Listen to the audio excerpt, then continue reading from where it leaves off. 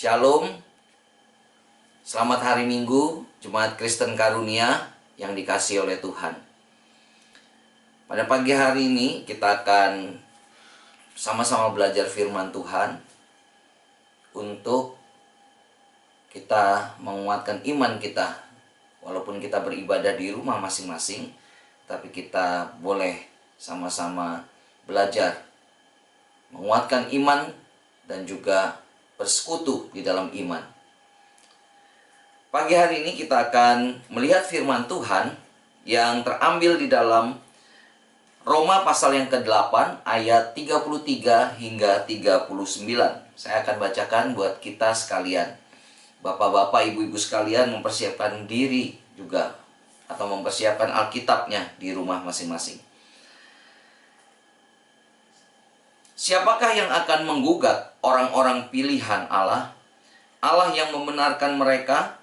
Siapakah yang akan menghukum mereka?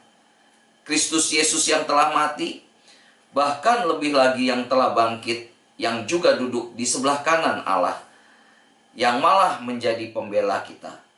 Siapakah yang akan memisahkan kita dari kasih Kristus? Penindasan atau kesesakan, atau penganiayaan, atau kelaparan, atau ketelanjangan, atau bahaya, atau pedang. Seperti ada tertulis, oleh karena engkau, kami dalam bahaya maut sepanjang hari. Kami telah dianggap sebagai domba-domba sembelihan, tetapi dalam semuanya itu, kita lebih daripada orang-orang yang menang, oleh Dia yang telah mengasihi kita. Sebab aku yakin, bahwa baik maut maupun hidup, baik malaikat-malaikat maupun pemerintah-pemerintah, baik yang ada sekarang maupun yang akan datang, atau kuasa-kuasa, baik yang di atas maupun yang di bawah, ataupun sesuatu makhluk lain, tidak akan dapat memisahkan kita dari kasih Allah yang ada dalam Kristus Yesus Tuhan kita. Mari kita berdoa. Bapa kami dalam sorga, sungguh Tuhan, kami bersyukur, berterima kasih kalau kami hari ini boleh berkumpul bersama-sama untuk belajar firman Tuhan. Biarlah Tuhan saat-saat ini, Tuhan yang mempersiapkan hati, pikiran kami, supaya setiap firman Tuhan yang ditaburkan boleh jatuh di tanah hati kami yang subur, sehingga bertumbuh di dalam kebenaran Tuhan, yang menguatkan kami, yang membawa kami kepada satu kemenangan-kemenangan rohani dalam pergumulan-pergumulan kami. Tolong kami Tuhan, baik yang menyampaikan maupun saudara-saudara kami yang mendengarkan di rumah mereka masing-masing. Biarlah Roh Kudus bekerja, Roh Kudus berkarya di tengah-tengah kami. Dalam nama Tuhan Yesus Kristus, kami bersyukur dan berdoa. Amin. Bagian firman Tuhan yang telah kita baca ini, Rasul Paulus memberikan dua pertanyaan yang penting dalam pergumulan hidup orang percaya. Yang pertama di ayatnya yang ke-33 tadi, siapakah yang akan menggugat orang-orang pilihan Allah? Allah yang membenarkan mereka? Siapakah yang akan menghukum mereka? Seringkali kita sebagai orang percaya bergumul dalam dosa-dosa kita setiap hari. Ketika kita merasa gagal mengatasi dosa-dosa kita, kita akan merasa takut bahwa Allah tidak akan menyelamatkan kita, bahwa Allah membuang kita dari sorganya, bahkan menggugat kita. Benarkah demikian? Nah, pertanyaan pertama ini berhubungan dengan hubungan kita dengan Tuhan. Dan yang kedua, di dalam ayatnya yang ke-35, saudara sekalian, apakah yang akan memisahkan kita dari kasih Kristus? Penindasan atau kesesakan, atau penganiayaan, atau kelaparan, atau ketelanjangan, atau bahaya, atau perang? Pertanyaan yang kedua ini seringkali menjadi alasan yang merusak relasi kita dengan Kristus. Ini bicara hubungan kita dengan dunia. Jika kita memilih Kristus, kita harus meninggalkan keinginan-keinginan dunia ini. Dan sebaliknya, ketika kita memilih dunia, maka kita jauh daripada Kristus. Mari kita menjawab dua pertanyaan ini dengan dua modal rohani yang telah Allah berikan kepada kita untuk memenangkan pergumulan rohani kita. Yang pertama tadi, siapakah yang akan menggugat orang-orang pilihan Allah? Menggugat itu mempunyai makna adalah menuntut atau mendakwa. Apakah Allah yang telah membenarkan kita itu juga sekaligus menggugat kita? Tidak mungkin. Allah yang membenarkan, tetapi Allah juga yang menggugat. Jadi satu pernyataan yang mustahil yang diungkapkan oleh Rasul Paulus. Justru Allah lah yang menjadi pembela kita. Siapakah yang akan menghukum mereka? Di dalam ayat yang ke-34, situ Kristuskah yang menghukum mereka?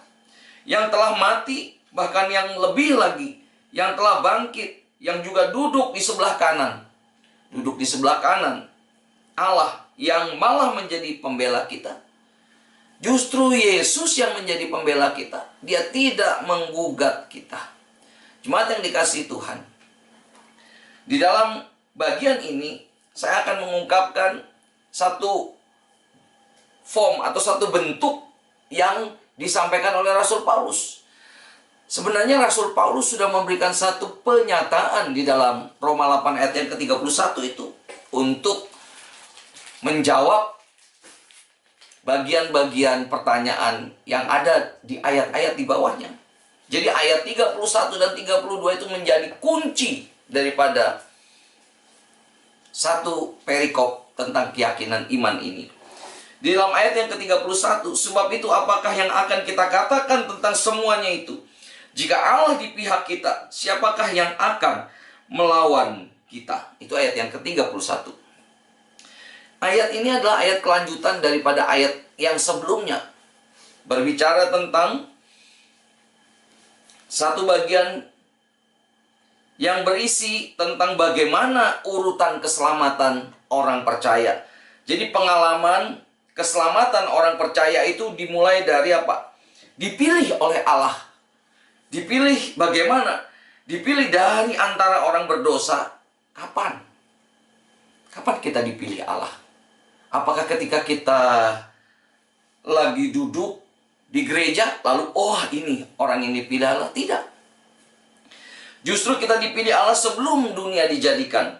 Inilah alasan mengapa Allah bukan memilih berdasarkan apa yang baik daripada kita. Tetapi justru Allah memilih kita sebelum kita ada. Bukan hanya sebelum kita ada, tetapi juga sebelum dunia dijadikan. Allah sudah memilih kita. Ini menjadi satu yang luar biasa.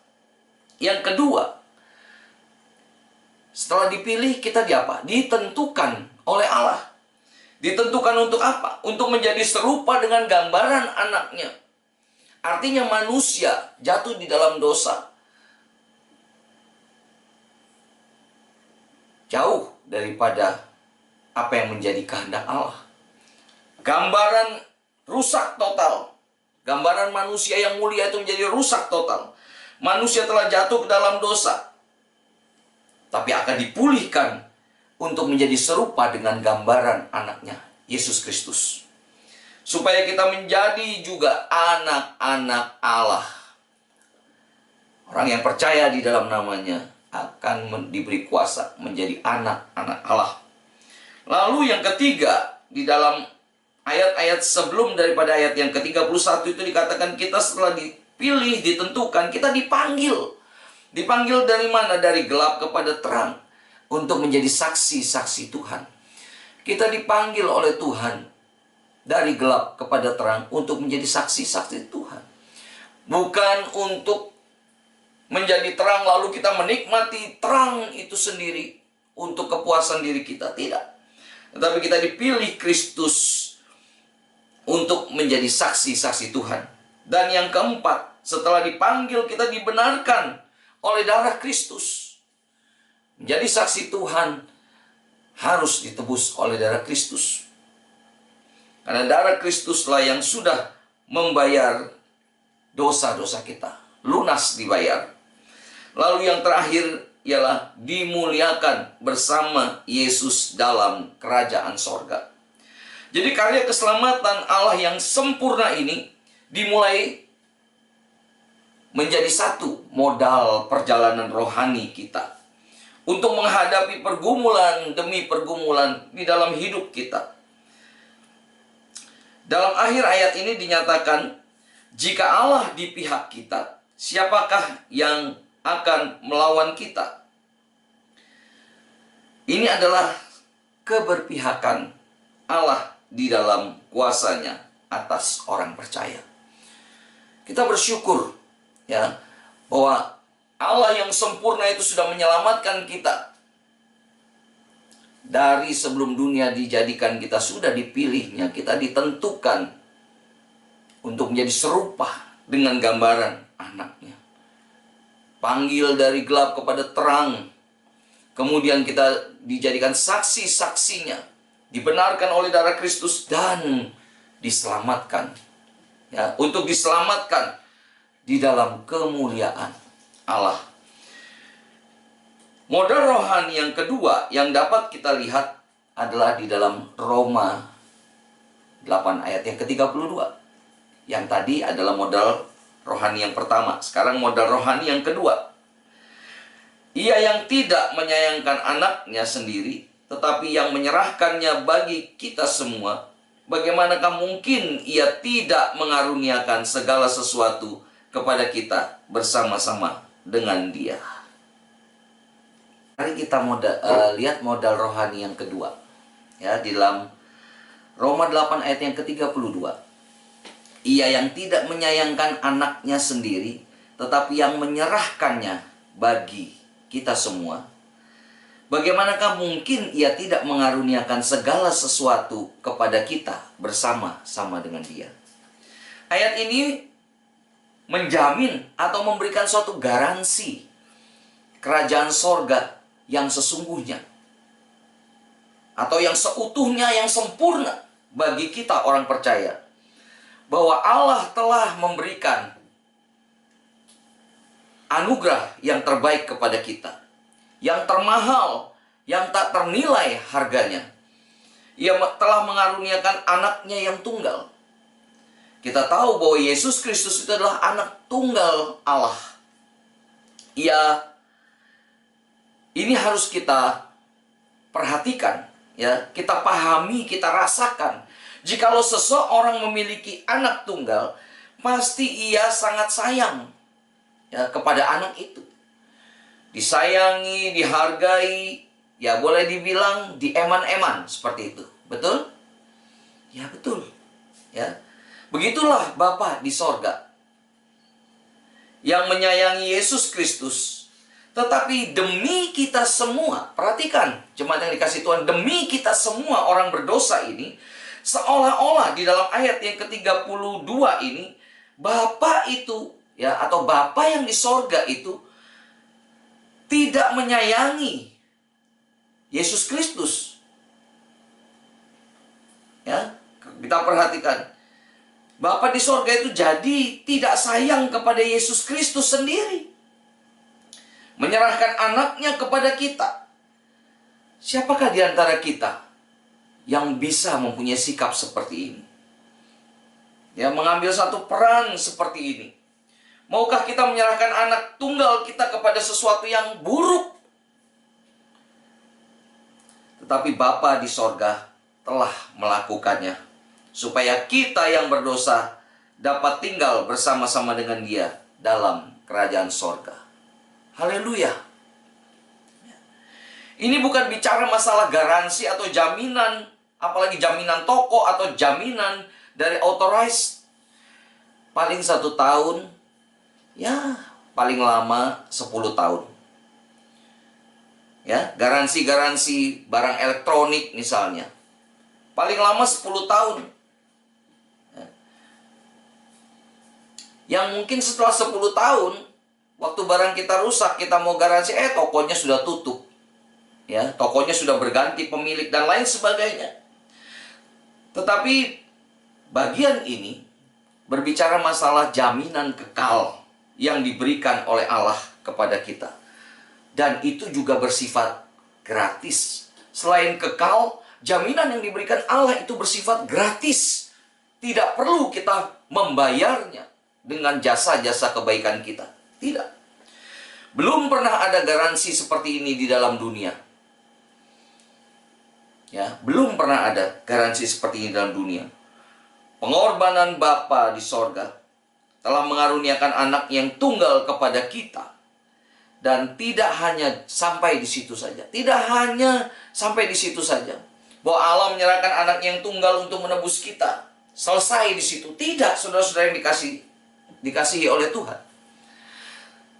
Tetapi setelah menyelamatkan kita, ada lagi bagian-bagian yang terus, ya, selama kita hidup di dalam dunia ini, keselamatan sudah menjadi bagian di dalam hidup kita.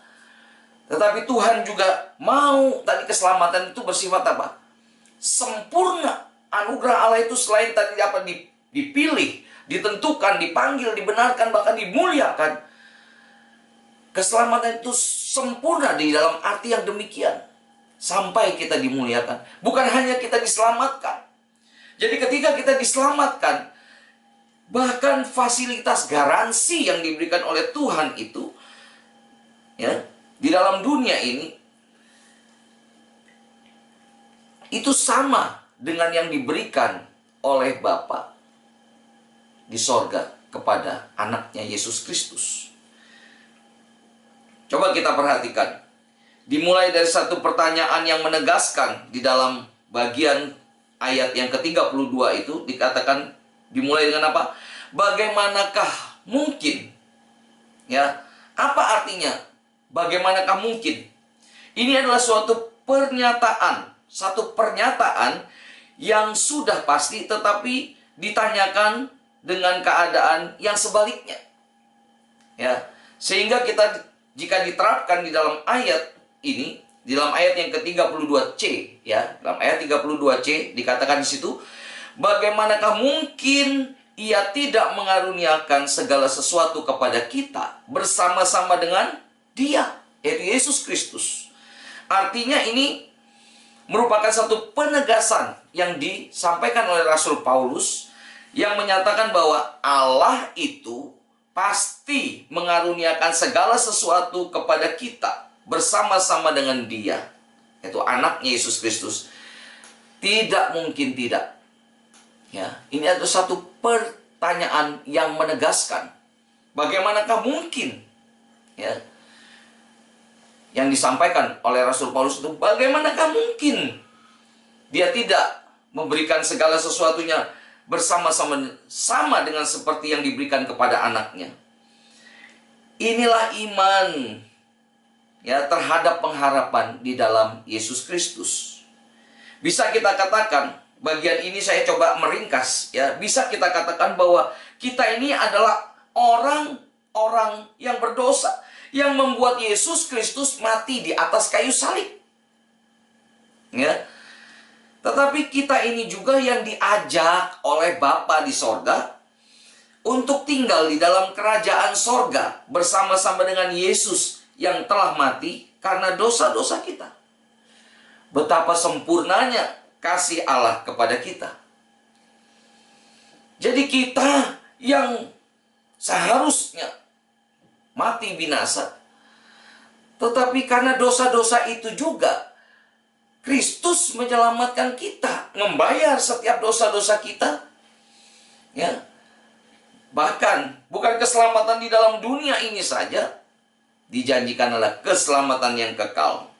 Jadi poin yang kedua, ya, atau modal rohani yang kedua adalah jaminan keselamatan yang kekal dan sempurna. Itu yang diberikan Bapa kepada kita. Ya. Apapun yang terjadi di dalam hidup ini, kita jangan sekali-sekali meragukan janji Tuhan, penyataan-penyataan Tuhan. Jadi dengan dua modal rohani ini, maka tidak ada lagi alasan bagi kita untuk lemah ataupun mengalah atas dosa-dosa kita. Karena Kristus Yesus sudah mati bagi dosa-dosa kita.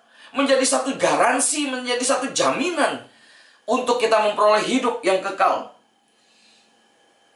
Karena itu, yang pertama tadi adalah modal rohani, keberpihakan Allah di dalam kuasanya atas kita, orang percaya. Dan yang kedua, jaminan keselamatan yang kekal dan sempurna di dalam Yesus Kristus, bahwa kita pasti diselamatkan. Artinya kita ini adalah orang-orang yang berperang, tetapi pasti menang, karena dua modal rohani yang tadi sudah saya sebutkan. Sehingga di dalam ayat 36 sampai 39, ini menjadi satu perjalanan rohani kita yang harus kita mulai dengan satu status bahwa Allah berpihak kepada kita, dan bahwa Yesus Kristus menjadi satu garansi keselamatan kita. Sehingga ketika kita menghadapi tantangan, masalah di dalam kehidupan kita, kita mempunyai modal rohani yang kuat untuk mengalahkan semuanya itu. Mari kita lihat ayat yang ke-36 hingga 39. Jemaat yang dikasihi Tuhan,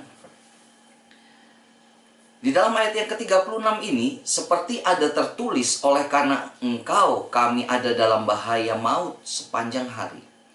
Kami telah dianggap sebagai domba-domba sembelihan. Jadi memang hidup kita sebagai orang percaya itu dalam situasi dan kondisi yang memang selalu ada di dalam bahaya-bahaya. Khususnya bahaya-bahaya secara rohani. Ada tantangan, ada godaan tiba-tiba datang kepada kita. Bahkan kita berpikir pun kadang-kadang dimasuki oleh pikiran-pikiran yang tidak berkenan di hadapan Tuhan. Karena situasi dan kondisi yang seperti inilah, kita memerlukan jaminan yang tadi menjadi modal rohani kita. Yaitu asuransi yang minimal setara atau sama dengan tingkat resiko kebahayaan yang kita hadapi di dalam dunia ini. Dan jaminan itu hanya ada di dalam Kristus.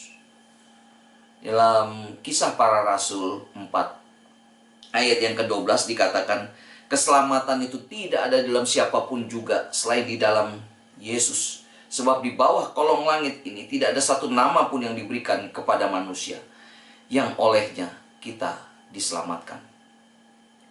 Jemaat yang dikasihi Tuhan, inilah jaminan nama Yesus itu menjadi satu modal rohani yang betul-betul menguatkan kita. Betul-betul menjadi satu jaminan yang kekal dan sempurna tadi. Hanya Yesus Kristuslah pribadi atau nama yang menjamin keselamatan kita dari dosa-dosa kita di dunia ini. Dan jaminan itu pasti, ya, menjadi satu kepastian. Karena Allah itu setia di dalam perjanjiannya. Mulai dari nenek moyang kita sampai hari ini dan selama-lamanya. Janji Allah itu dahulu, sekarang, bahkan sampai selama-lamanya. Di dalam Ulangan pasal 7 ayat yang ke-9 dikatakan, sebab itu haruslah kau ketahui bahwa Tuhan Allahmu dialah Allah, Allah yang setia, yang memegang perjanjian dan kasih setianya terhadap orang-orang yang kasih kepadanya dan berpegang kepada perintahnya sampai kepada beribu-ribu turunan. Luar biasa. Beribu-ribu turunan itu artinya turunan demi keturunan, turunan demi keturunan. Itu menjadi jaminan kasih setia Allah di dalam Yesus Kristus. Bahkan ketika kita tidak setia, Tuhan Yesus tetap setia. Dalam bagian sebelumnya, Rasul Paulus menyatakan bahwa kesetiaan Allah tidak dapat dibatalkan hanya oleh ketidaksetiaan manusia. Jadi kasih Allah itu luar biasa. Tidak dapat dibatalkan oleh ketidaksetiaan kita. Dalam Roma 3 ayat 3 dan 4 sampai 4. Jadi bagaimana jika di antara mereka ada yang tidak setia? Dapatkah ketidaksetiaan itu membatalkan kesetiaan Allah? Sekali-kali tidak. Sebaliknya Allah adalah benar dan semua manusia pembohong. Seperti ada tertulis, supaya nyata supaya engkau ternyata benar dalam segala firman-Mu dan menang jika engkau dihakimi. Jemaat yang dikasihi Tuhan, Rasul Paulus juga menasehati kepada Timotius dalam suratnya yang kedua kepada Timotius, pasal 2 ayat yang ke-13. Jika kita tidak setia, dia tetap setia, karena dia tidak dapat menyangkal dirinya. Maka dari itu, kita beberapa ayat sudah menyatakan bahwa Allah itu setia, Allah itu kasih, Allah itu setia. Di dalam kasih setianya menjadi satu garansi yang menguatkan kita. Kita lanjutkan di dalam ayat yang ke-37 sampai 39.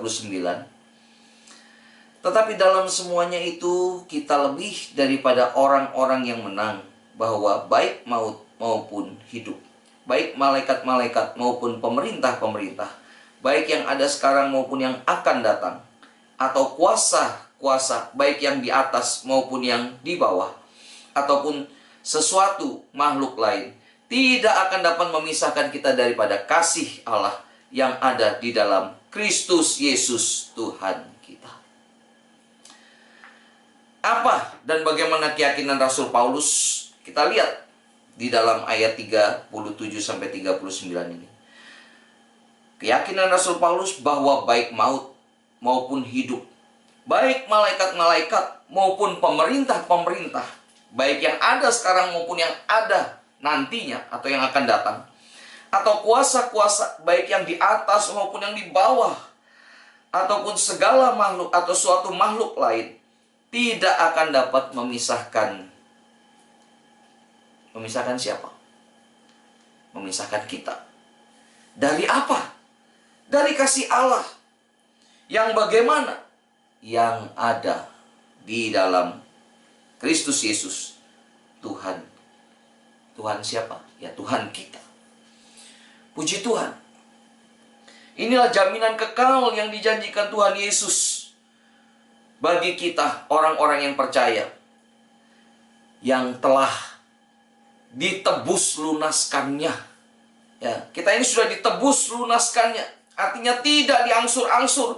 Jaminan keselamatan yang Tuhan sudah bayar itu lunas dibayarnya. Selesai, ya, tuntas, sehingga kita sungguh-sungguh menjadi milik Kristus, ada di dalam Kristus, telah dibayarkan secara lunas pada saat Kristus di atas kayu salib, sudah lunas terbayar. Ketika kita menjadi orang percaya, di dalam pengalaman rohani kita sudah dibenarkan oleh darah Kristus, sehingga kita juga akan dimuliakannya. Darah Yesus yang sudah tercurah di atas kayu salib, itulah yang menjadi jaminan kita. Sehingga tidak ada yang dapat memisahkan kita daripada kasih Kristus. Baik itu penindasan, aniaya sekalipun. Ya. Baik dosa-dosa kita serahkan kepada Kristus. Sehingga relasi kita dengan Kristus selalu menjadi satu relasi yang baik, relasi yang kekal, di mana Kristus sudah mati bagi kita. Dan yang kedua adalah hal-hal duniawi tidak dapat mempengaruhi daripada keselamatan kita, daripada iman kita kepada Kristus, asal kita mau berserah kepadanya. Hidup di dalam kebenaran Tuhan. Modal yang diberikannya adalah satu tadi, keberpihakan Allah kepada kita. Dan yang kedua adalah jaminan keselamatan yang kekal dan sempurna. Biarlah ini menjadi satu modal rohani kita. Kita jadikan modal rohani kita. Kita renungkan bagian firman Tuhan ini. Kalaupun kita ada dalam kesulitan hari-hari ini, tidak ada yang dapat memisahkan kita daripada kasih Kristus. Dia selalu ada, kasih setianya selalu bersama-sama dengan kita. Walaupun kita jatuh ke dalam dosa, Allah itu setia. Asal jangan kita sengaja hidup di dalam dosa-dosa kita. Datanglah kepada Kristus, minta ampun kepadanya. Sehingga modal itu tidak dapat digoncangkan oleh situasi dan kondisi apapun. Karena Dia dimulai daripada Allah. Allah yang berinisiatif. Janjinya ya dan amin. Tidak ada yang dapat memisahkan kita daripada kasih Kristus. Tuhan Yesus memberkati kita semua. Mari kita sekali lagi berdoa. Bapa kami dalam sorga, sungguh besar cinta kasih Tuhan kepada kami. Bukan hanya cinta kasih, tetapi juga kesetiaan-Mu Engkau nyatakan kepada kami. Ketika kami berdosa, Tuhan masih tetap setia. Karena Tuhan sudah menyelamatkan kami dengan darah anak-Mu yang Engkau kasihi. Hingga Engkau korbankan seolah-olah Engkau sudah tidak menyayangi lagi. Sehingga Engkau mengorbankan anak-Mu yang tunggal itu. Demi menghapus dosa kami. Dan membeli kami. Sehingga jiwa kami adalah milik-Mu ya Tuhan. Saat ini kami mau datang kepadamu. Kami diingatkan oleh firman-Mu ketika kami berbuat dosa. Kami mohon ampun Tuhan akan dosa-dosa kami. Karena kami seolah-olah tidak menghargai pengorbanan Bapa di sorga. Ampuni kami ya Tuhan. Tuhan, Engkau kiranya juga menguatkan kami. Iman kami semakin hari semakin kuat bertumbuh di dalam Tuhan. Dan juga ya Bapa, Engkau sudah juga memberikan satu garansi yang kekal juga kepada kami. Bahwa tidak ada yang dapat memisahkan kami daripada kasih Kristus. Kami yang tinggal atau hidup di dalam Kristus. Biarlah kami juga boleh mengikuti ajaran-ajaran Tuhan. Cinta kasih Tuhan. Pergumulan-pergumulan kami juga ya Tuhan. Kami boleh mengingat bagaimana Kristus sudah menjadi teladan bagi kami. Tolong kami, pimpin kami, berkati kami semua. Biar Engkau memberkati jemaat-Mu yang sekarang sedang mendengarkan firman Tuhan di rumah masing-masing. Berkat daripada Allah Bapa menyertai kami juga. Cinta kasih daripada Tuhan Yesus menyertai dan memberkati kami semuanya. Dan pimpinan daripada Roh Kudus senantiasa menuntun, memimpin, menguatkan kami. Terima kasih ya Tuhan. Terima kasih. Kami bersyukur buat segala anugerah Tuhan. Di dalam nama Tuhan kami Yesus Kristus kami bersyukur dan berdoa. Amin. Tuhan Yesus memberkati kita semua.